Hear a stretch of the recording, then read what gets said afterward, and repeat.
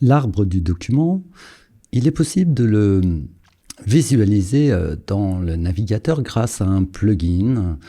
Chaque navigateur web peut se voir doté de plugins supplémentaires. Donc ça, c'est plutôt intéressant. Donc si vous tapez extension Chrome, par exemple, puisque nous sommes sur Chrome, vous arrivez dans le Chrome Web Store. Et ici, vous tapez le nom du plugin qui s'appelle Headings Map. Voilà. Donc pour installer une extension, c'est relativement simple. Vous vérifiez bien que vous êtes dans la partie extension du Web Store et vous l'ajoutez tout simplement à Chrome. Vous cliquez sur le bouton Ajouter, vous cliquez sur le bouton Ajouter l'extension. Elle s'installe. Voilà, très bien. Pour pouvoir utiliser cette extension en local, il faut aller dans les paramètres de l'extension. Donc ici, vous avez la petite icône de Heading Maps qui s'est installée en haut à droite.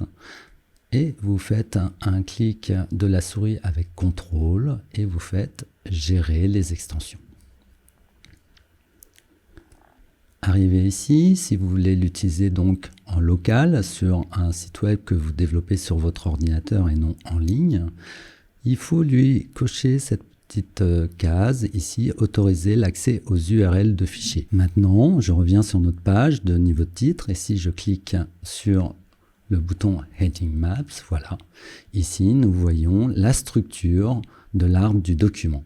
Donc ça, c'est important de bien visualiser la structure du document. Ça vous permet de voir si vous n'avez pas sauté des niveaux de titre, car au niveau de l'utilisation des balises H1 à H6, il ne faut pas sauter de titres. On ne va pas ouvrir un H1 puis un H3 parce que nous trouvons que le H3 est plus petit et qui correspond beaucoup plus au rendu graphique qu'on voudrait avoir. En aucun cas, vous devez faire ça. Il faut toujours respecter l'arbre du document.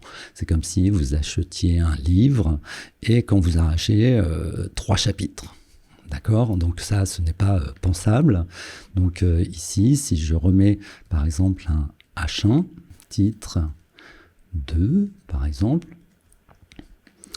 nous remarquerons tout de suite, en cliquant sur le bon bouton, voilà, ici on voit bien la structure de notre document. Ce qu'il est important de comprendre aussi dans l'arbre du document, ou surtout dans les niveaux de titre de votre page, c'est que le titre de niveau 2 est donc un enfant de son parent qui est le titre de niveau 1.